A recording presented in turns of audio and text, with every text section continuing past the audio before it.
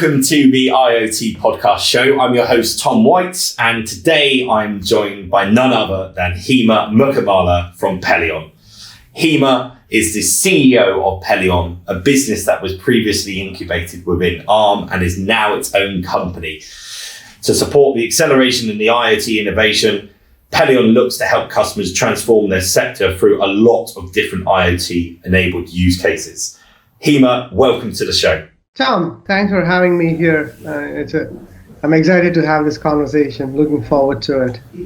Oh, fantastic. As are we, Hima. Hima, just to start, how did you get into IoT and into this world? It's a really interesting question for our listeners. Yeah, it's an interesting,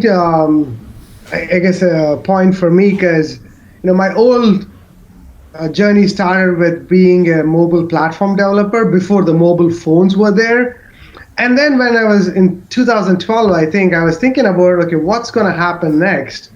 And that's when the notion of industrial IoT was starting to come up. I don't know if you remember 2012 when the name was first being coined. And so I went to GE and I built the first industrial IoT platform called Predix. And so that's where my IoT journey got started, because I knew that the journey in technology was going to go from mobile phones and to IoT next. And so building the first industrial IoT platform. And then as I was looking at it, I thought about where is this journey going to go next. And that's when I knew devices. And that's how I ended up at Arm, because it wasn't not a linear path from an industrial company to a company like Arm. Yeah, no, I can imagine, and it's interesting that you've been in it for that time, right? I mean, when people talk about IoT and they talk about machine to machine and the difference between it, some people have come from this industrial background, and others have sort of segued into the industry from varying other, industries. Myself, I was very much involved in the set-top box industry many years ago and did a lot of work within that. And you can't really get much more connected than a set-top box, right? So that was my entry point to IoT. Clearly, it's a really exciting time for Pelion at the moment. You clearly reached a milestone as an independent company very recently. I'm interested to know some insights really about how Pelion is now operating as its own independent business from Arm and the decision to do that. Yeah, when I started around 3.5 years ago, the journey was because I felt like IoT is all about the devices. So within Arm, it felt like a very good place to incubate the business. So for 3 years, ran the business as part of Arm. We launched the product, we got commercial intensity going, and then made some acquisitions on the way to grow the technology sort of offering together. But as we looked at this future for us as a company, future for IoT, it felt like the right intersection from a technology and a growth standpoint. So whenever someone asks me why now launching ourselves as a separate company, I give three reasons primarily. I think it allows us to focus more because Arm is a bigger company and the charter they have in IoT is much larger than what we are doing now, focusing on connecting and managing devices. So that's one big reason which enables us to accelerate what we need to do better. The second reason is it helps us give more focus and flexibility across devices, clouds, and networks. Because one of the biggest challenges is that, right? This flexibility of device, network, and cloud, and this helps us do that. And then finally, as a smaller, leaner organization, we can be super obsessed about customers and satisfying customers and respond to their requirements much better. And so that's been the main pivotal reasons transitioning to being an independent company that is a wholly owned subsidiary of Arm. We get the benefits of Arm. There are financial backers. Arm is doing really well. The number of devices that have Arm nodes, Arm sensors in them is growing crazy. So overall, as I think about it, it's good for both sides of the coin. Yeah, absolutely. I mean, the evolution's been huge, hasn't it? In terms of moving from a platform to an independent business. I would imagine there's a lot of challenges in doing that, right? Taking it from something within Arm to its own independent business. What were the biggest challenges you had doing that, Hima? Yeah, it's always a challenge, being part of a larger company, working with customers in one way and then transitioning it ourselves into a smaller company and being under the umbrella, right? So my biggest worry was going into the transition starting October. How will our customers and partners sort of continue to support us? Because, they're used to dealing with Arm as a company and Pelion as a business as part of Arm. Now they're dealing with Pelion as a company, right? And the most surprising part of it was the support we got from them was incredible. The trust they had in us before just grew as we went through this transition, especially the strength in enterprise customers. Because that was the segment I was worried about, how would they respond to this change, us becoming an independent company. And I was so happy to see that continued strength. The other challenge that I was really worried about is for us as the employees of the company. It's always hard to go through that separation. It felt like a family. We're still part of the family, but the team, when I say the team, the Pelion team, through the pandemic, through the transition, they stepped up big time. And so it actually, our business grew during the transition. We continued to execute to our customers' requirements. So overall, I was surprised. It was a good surprise that we managed to grow the business and continue to get customers. Yeah, no, it's fantastic. I think obviously the reputation was there as a business unit. And I think with the backing of Arm and being able to be its own independent entity is a real proving point of the commitment to Arm within IoT. But equally to show the success that the business unit had. And clearly your customers would be interested in following suit and coming on this journey that Pelion is going on, because it's quite an immense journey, isn't it? Just touching on that as well, expectations for the business are huge, aren't they? Even as we were part of Arm, as a business unit of Arm, the expectations were there. And, the launch we did around 2 years back, the partnerships we have built upon.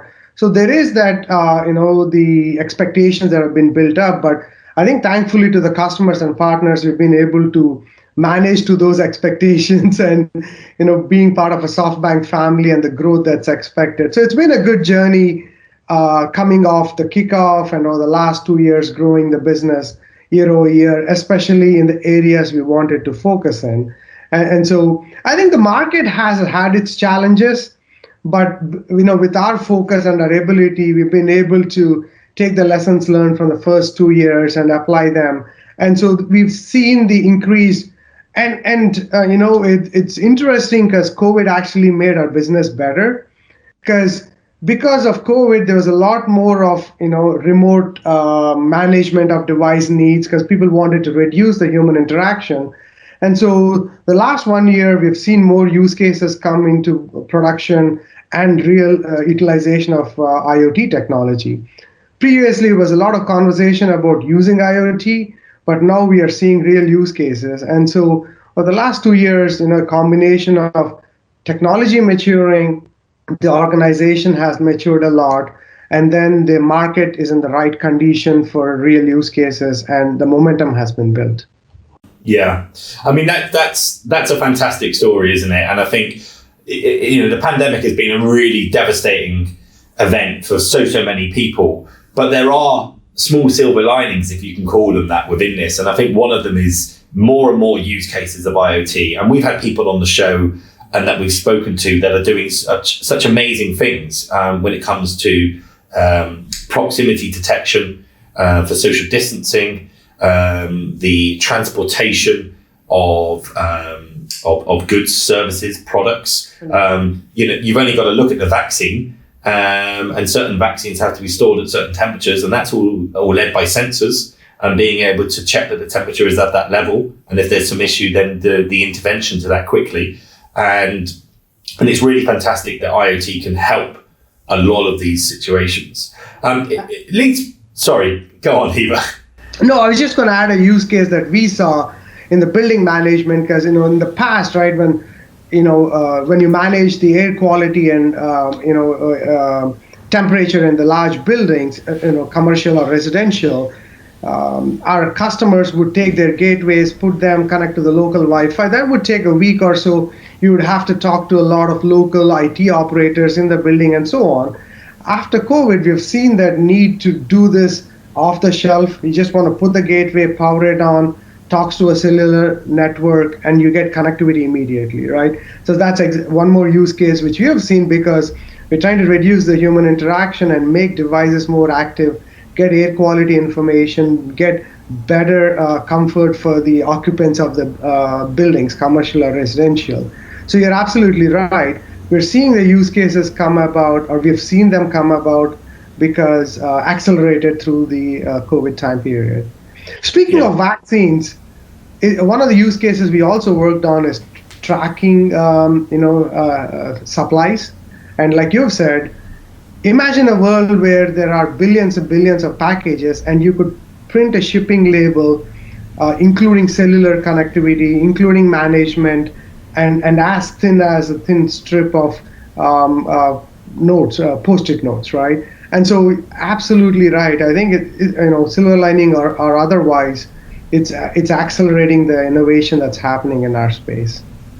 Yeah, it's incredible. That's a really interesting topic that you just mentioned there, actually, from a logistics point of view. Logistics at the moment, you've only got to look at some of the big online retailers, and their business has grown significantly. But as we move forward, even after this pandemic, a lot of people are going to be using home delivery services, and so that ability to have real-time tracking is something that's going to be needed, and something that people are actually going to want, and you can do that through sensors. And I'd love to see how we can get this onto a Post-it note, or even just spitballing it, rolling it out in terms of a adhesive tape, right? And for the adhesive tape to have the tech within it, so it's rolled out and compartmentalized on the box.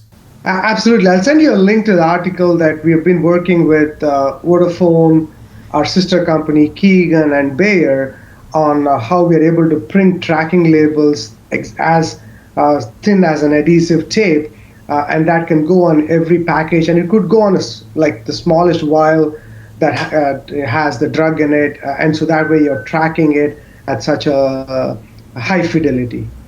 Wow. Yeah, I mean, I'd love to see that. Yeah, that's fantastic. That's a real game changer, I suppose, isn't it? Because making a sensor so small that you can embed it within a packaging is unbelievable. It really is. Yeah, it's a combination of the sensor, but it's also not just a sensor, but the ability to connect the sensor over cellular networks that are available across the globe with low power wireless networks, right? Yeah. There's a lot of CAT-M, NB-IoT cellular networks coming out. And so this one, not just being able to put a device on it, but connect the device, and that can work anywhere in the world, especially in a global supply chain like today, where things are manufactured in one part of the world, tested in one part of the world, deployed to a different part of the world. And even after deployment, they keep moving from one region to the other, right? And if you just take US as an example, the network coverage within the country itself is so varied. So you need a supplier that can track and connect these devices across multiple networks.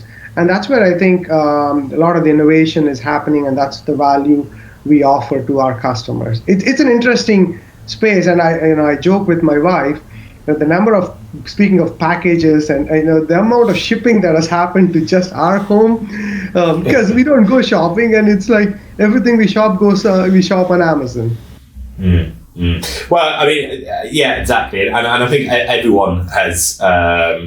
Everyone has kind of gone that path, right? I have a close friend of mine is quite senior at Amazon, and we talk, about the increase, and that's going to stay. That's not going to change, right? It's a really interesting topic about how how we handle this. And then, of course, I mean, we could go on for hours about drone deliveries and bits and pieces, right? But it's interesting. One of the things that I was keen to understand from more of a Pelion perspective.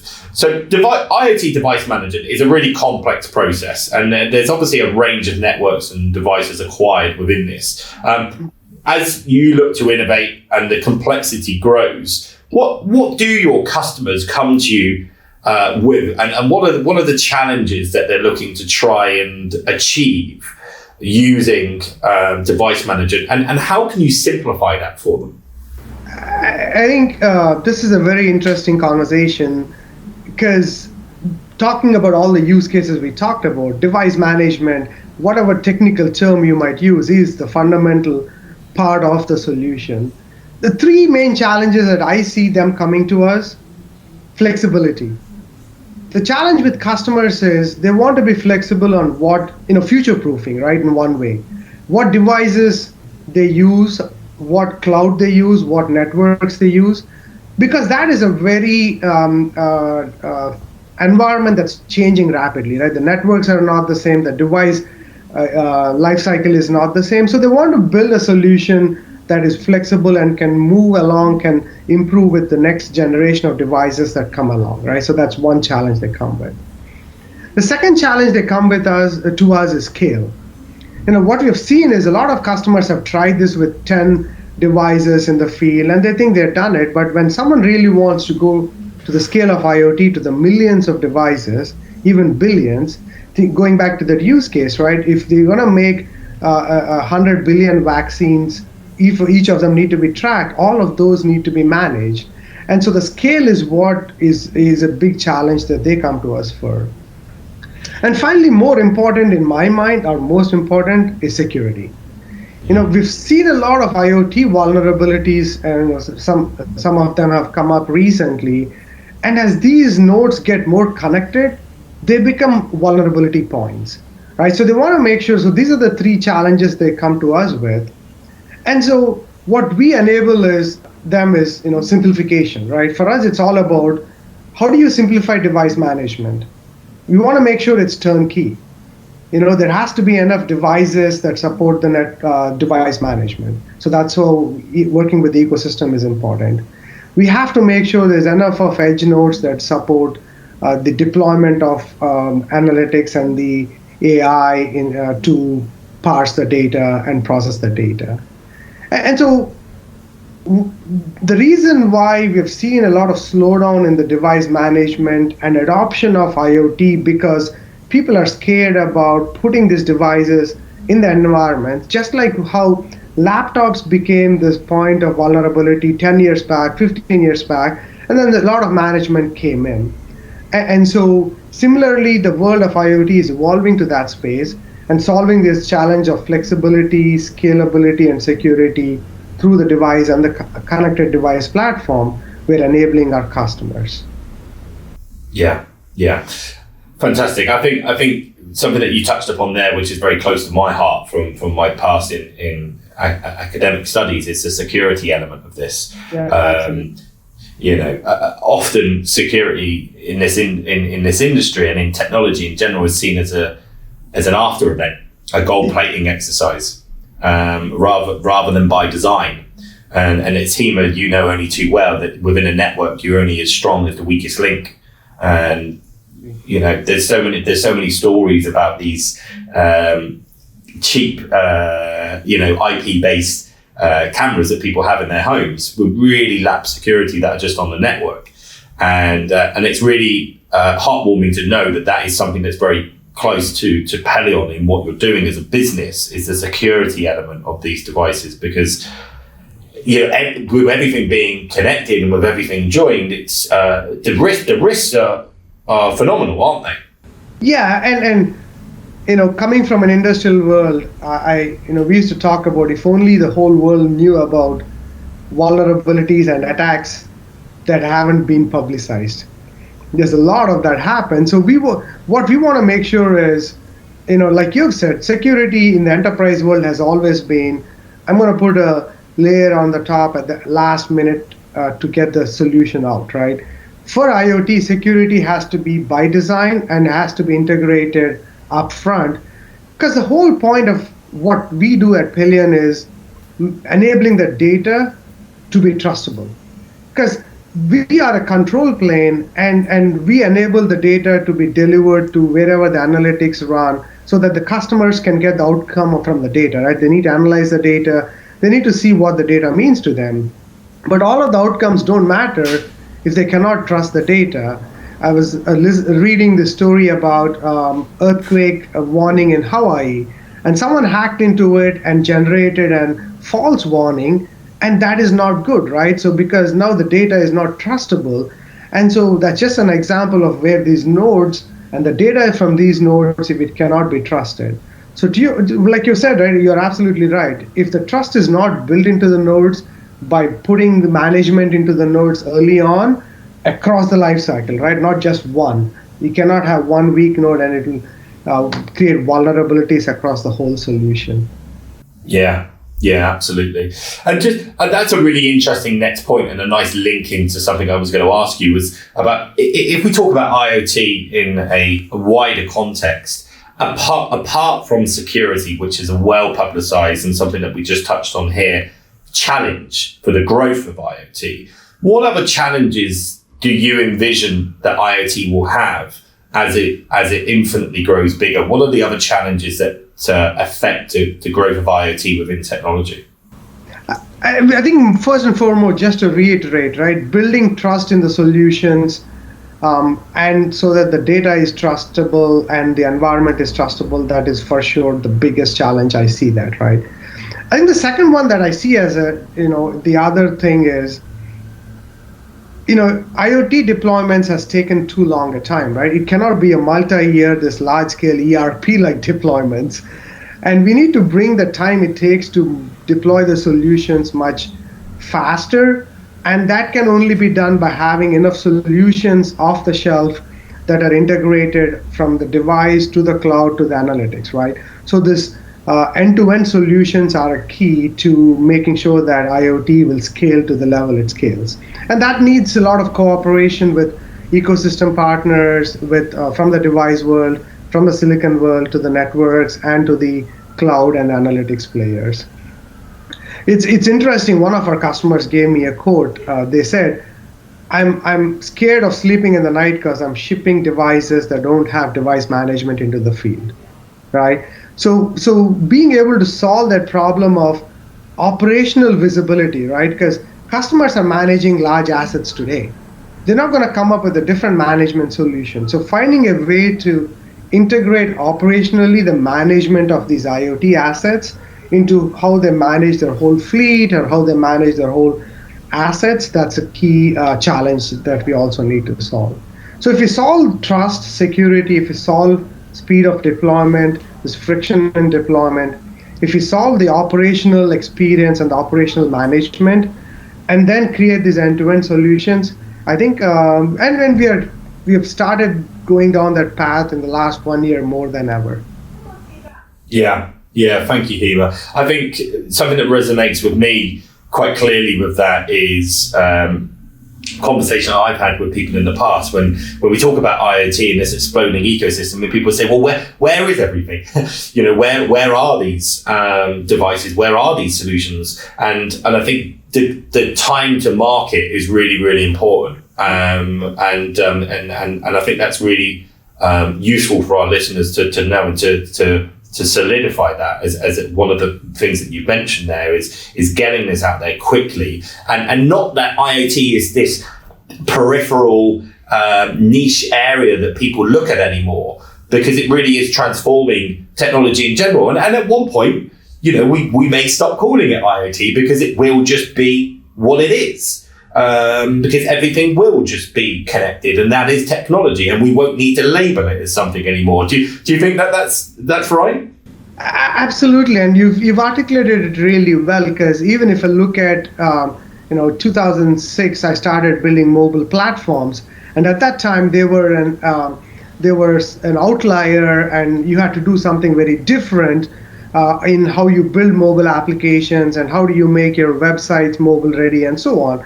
But think about how we build stuff today, right? As a developer, as an engineer, mobile is integral. Mobile experiences are integral to how you build everything, right? And some people actually start from mobile first. And so you are absolutely right. I think the time when you think of the outcome and IoT becomes a piece of it and you don't talk about it as this outlier, that's the time when you know that, okay, it is enabling us to solve real problems and not a technology sort of a talk. Yeah. I think you put it greatly there. When you don't call it something, that's when you know it's there, right? Just on that note, and one of the last things that I wanted to ask you today, Hima, and I don't expect you to reveal any secrets of the business and what have you, but I know everyone's going to be really excited just to know about what your predictions are really for the future. This is something that I always ask everyone. Where can this take us? Where can it go? Are there limitations? But what do you see happening over the next 5 years? I think we talked through, and I would always like to use use cases to talk about what I see happening. We talked about the labels, smart labels, and that's just one application of what I predict as technologies like eSIM and iSIM, where you are enabling technologies, connectivity to be available globally, locally. So today there's a lot of roaming in the cellular networks. As the connectivity is built into the silicon, the form factor goes much smaller, power consumption is much smaller, and then connectivity is not an afterthought, right? Connectivity is built into the devices, and they work on cellular networks, low power, and you're able to manage those like you manage the rest of your devices. So that I see as a big trend, and we'll see more and more of that. And our sister company, Keegan, does a lot of works along with us to deliver those technology. The second trend I see is the edge models moving to edge applications to edge app store. I think that trend is going to get bigger and bigger. We're working with customers already. What I predict happen is this edge models like the camera, the AI algorithms you deploy in your camera, right? Today they're static. They'll get more and more real time because there's a continuous monitoring between the edge and the cloud. And now we're able to deploy these models in a much more real time. So we're working with some exciting use cases with our customers so that our experiences as everyday humans get better and better because there's more real-time data. The third one I see is, we talked about this, right? Security. We have invested a lot in security in the enterprise. If you take public key security, cryptography, and so on, I see that strong security getting more and more into IoT nodes and doing the end-to-end solution. So I would see those three as the big trends. I'm more of trends that enable use cases than researchy trends. And so I see these in real use cases. I see those getting into large-scale deployments in the next 2 to 5 years, although some of them have already started now. Yeah, fantastic. That's really insightful. I think that's those three cornerstones there about the applications of edge, what that has along with security, and also the battery. So for me, battery technology is a phenomenally interesting subject when you deal with a lot of countries looking to go to zero emissions and having targets around that. And I think sometimes when we talk about infrastructure, we talk about the limitations of the infrastructure, and we're really in a race, aren't we? So you have the manufacturers producing cars, and if we look at Porsche's Taycan, for instance, it's certainly in the UK, the infrastructure currently isn't there to support the charge of that. And when that comes back to an IoT device, it's how we can put something in a device and not touch it for 10 years or longer, right? Because that is really the limitation, because some of these devices, with cellular connectivity, depending on when they're actually functioning and talking to another device, how long can that last? And that is a real limitation. So it'd be phenomenal to see what happens in the future with that, because I think it has so many different applications for everyone in terms of enrichment of people's lives as well. You're absolutely right. And I think that's why I take that as the biggest prediction, or I think the outcome that we can generate working closely with our cellular partners, our silicon partners to push a lot of the connectivity. And it fits into our ARM's history of how they've enabled more compute and more analytics at the silicon level. And now the next steps that go into we talked about how do you stop talking about things and it all becomes more natural to how we do it.